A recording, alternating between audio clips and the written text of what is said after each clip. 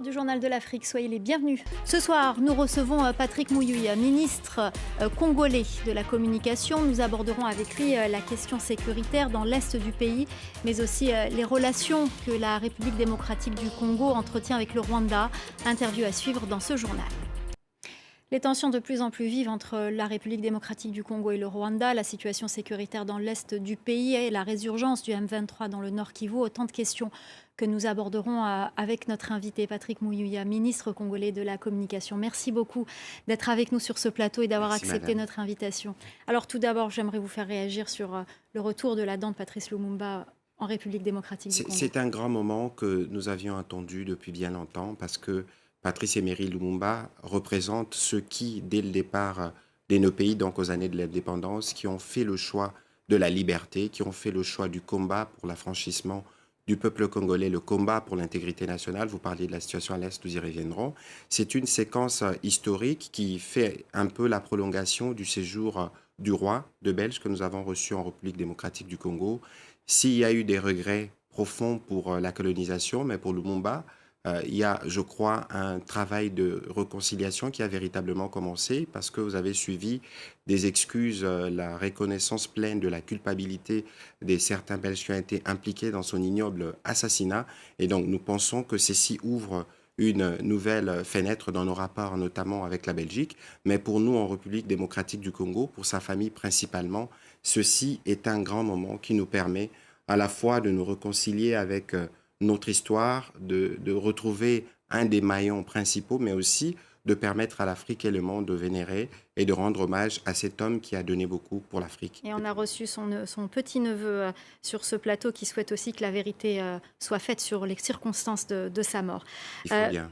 Alors, on va aborder une autre question avec vous, une question d'actualité. Il n'aura échappé à personne que les relations entre la République démocratique du Congo, votre pays, et le Rwanda ne sont pas bonnes.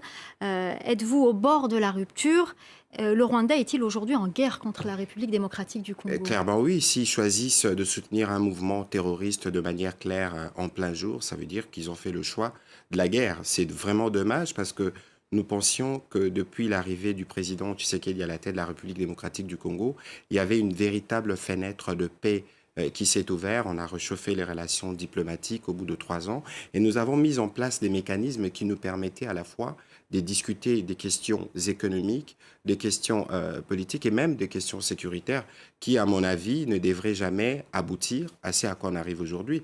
Mais cela démontre clairement que dans l'agenda du gouvernement rwandais, la paix n'est pas à l'ordre du jour, fort malheureusement, parce que le maintien de cette partie de la République démocratique du Congo dans l'instabilité doit sûrement servir des intérêts. Il y a des rapports des Nations Unies qui ont démontré que cette partie de la République démocratique du Congo a été particulièrement pillée. Avec le président Tshisekedi, nous avions fait le choix de la paix où on pouvait discuter, y compris des intérêts économiques, voir comment les populations qui échangent au quotidien massivement pouvaient bénéficier d'un certain nombre d'avantages. Mais là, nous faisons des pas, beaucoup des pas en arrière parce qu'il y a justement des desseins inavoués. Alors, est-ce qu'il y aura encore un autre pas en arrière ? Est-ce que vous envisagez de rompre les relations comme le souhaitent certains responsables politiques comme Martin Fayulu, par exemple ? À ces stades, lorsqu'on vous impose une guerre, nous avons, nous, la responsabilité de défendre notre intégrité territoriale. Mais en même temps, c'est bien dommage que cela arrive alors que nous venions à peine d'adhérer à la communauté de l'Afrique de l'Est où nous avions discuté à la fois des questions sécuritaires et économiques et tous les chefs d'État de la région ont convenu qu'il fallait agir pour régler les problèmes sécuritaires de manière définitive en République démocratique du Congo. Le premier pas en prévoyait un volet politique. Vous avez vu que le président Tshisekedi a eu l'occasion d'échanger avec tous les groupes armés. Et puis, il y avait un volet militaire qui interviendrait dans l'hypothèse où il y a des forces qui sont récalcitrantes. Et fort malheureusement, pendant que les discussions évoluaient dans ces volets, le M23 millions terroristes soutenu par le Rwanda est venu comme donner un coup de sémence à ces processus. Alors, est-ce que vous avez des preuves de l'implication du Rwanda pour soutenir le M23 ? Les preuves apparaissent comme nées sur les visages. Nous espérons que dans le jour qui vienne, la mission des Nations Unies au Congo, qui travaille avec nous dans un centre d'opération militaire, parce que toutes les zones où les opérations se tiennent sont couvertes notamment par des drones qui permettent de voir le mouvement. Vous avez vu 2 militaires rwandais qui ont été arrêtés en République démocratique du Congo. Ils ont été interrogés par le mécanisme de vérification et ils ont dit clairement qu'ils étaient dans une opération spéciale et qu'ils se sont perdus 25 km à l'intérieur de notre pays. Et donc, vous voyez qu'il y a des preuves patente que nous brandirons progressivement. Mais c'est bien dommage parce que nous étions engagés dans un processus qui, nous le pensions, pouvait nous permettre d'avoir la paix et finalement permettre à nos populations qui cohabitent au quotidien d'aller un peu plus loin dans les échanges économiques, dans les échanges culturels. Mais là, c'est bien dommage. Alors, on va parler aussi d'un autre pays voisin, de l'Ouganda. Mardi, le président de l'Assemblée nationale, Christophe Mbosso, a dénoncé l'implication de l'Ouganda dans la prise de la ville frontalière de Bunagana par le M23. La semaine dernière, l'Ouganda coopère pourtant avec les forces armées congolaises contre les ADF, un autre groupe armé qui vient justement de l'Ouganda sur le sol congolais.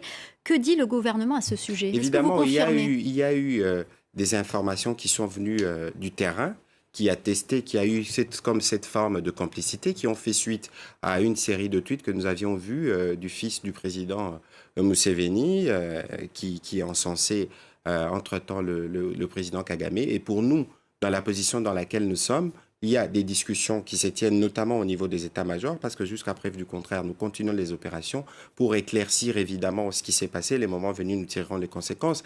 Mais ici, il faut noter que la République démocratique du Congo s'est montrée disponible pour gérer les menaces communes. Parce que vous savez, par exemple, que les ADF est une importation de l'Ouganda. Ils tuent plus en République démocratique du Congo qu'en Ouganda. Autant pour les FDLR. Le cauchemar que nous vivons depuis 25 ans, c'est parce que nous avions ouvert nos frontières pour être solidaires du génocide. Et les FDLR, nous passons des années à les combattre. Aujourd'hui, le Rwanda n'est pas en mesure de vous dire combien sont-ils, combien ils sont armés et quelle est la capacité des nuisances. Madame, de votre mémoire de journaliste, vous ne me direz pas un seul jour où les FDLR ont essayé d'attaquer les Rwandais, mais ils tuent nos populations au quotidien. Nous avons estimé que ces menaces devraient être gérées dans des cadres précis et pour voir dans quelle mesure, finalement, on ramène la paix dans cette partie du pays. Et on parle d'économie et on parle de sujets des développements. Alors, il y a un autre sujet que j'aimerais aborder avec vous. Ce lundi, les chefs d'État de la communauté d'Afrique de l'Est se sont mis d'accord sur la mise en place imminente d'une force régionale pour mettre fin au conflit justement dans l'est de votre pays, de la République démocratique du Congo. Cette initiative fait polémique dans votre pays. La présidence congolaise assure que le Rwanda n'en fera pas partie, mais le communiqué de la présidence kenyane qui ne précise pas que le Rwanda n'en fera pas partie, cette question a-t-elle réellement été tranchée? Madame, regardez, vous voyez, c'est un communiqué qui sanctionnait des réunions qui se sont tenues à huis clos pendant des heures. Le langage diplomatique a ses codes. Il a ses langages et tout ne pouvait pas être dit dans ces communiqués. Mais au-delà de ce qui a été dit dans ce communiqué, il y avait un plan opérationnel qui avait été présenté par des chefs d'état-major. Et dans ces réunions qui se sont tenues notamment à Goma, les officiers rwandais n'y avaient pas pris part. Et donc, quoi qu'il en soit, aujourd'hui, le Rwanda pose problème pour nous parce qu'il est établi qu'il soutient un mouvement terroriste et on ne peut pas accepter parallèlement à ces soutiens au mouvement terroriste d'avoir le troupe rwandais chez nous. Fort malheureusement, nous ne transigerons pas sur cette question. Donc le Rwanda n'enverra pas de troupes en République démocratique du Congo, mais est-ce qu'il prendra part quand même à ces... Je crois que dans les mécanismes prévus par les états-majors, parce que quoi qu'il en soit, même si le Rwanda ne prendra pas part aux troupes, mais au moins il y aura un partage de renseignements, parce que les FDLR, c'est un problème rwandais. Au-delà de tout, le Rwanda doit mettre en place des structures pour accueillir ces sanguinaires qui sont chez nous et être dans un programme de démobilisation. En même temps, le Rwanda doit être en mesure de nous livrer tous ceux qui sont des criminels sous sanction internationale du M23 qui l'hébergent dans son territoire depuis des longues années, parce que c'est cette stratégie, à tout moment on utilise tel pour ressusciter ces mouvements et s'assurer que cette partie de la République démocratique du Congo est toujours instable. Mais face à cela, il rencontrera la résistance des Congolais qui sont très vigilants, comme nous avions parlé de Lumumba en début de ce journal. Aucun centimètre carré de notre territoire ne sera cédé d'aucune manière et nous nous battrons pour. Ce sera le mot de la fin. Merci beaucoup Patrick Mouyiya, ministre congolais de la communication. Merci d'avoir répondu à nos questions. C'est moi qui vous remercie.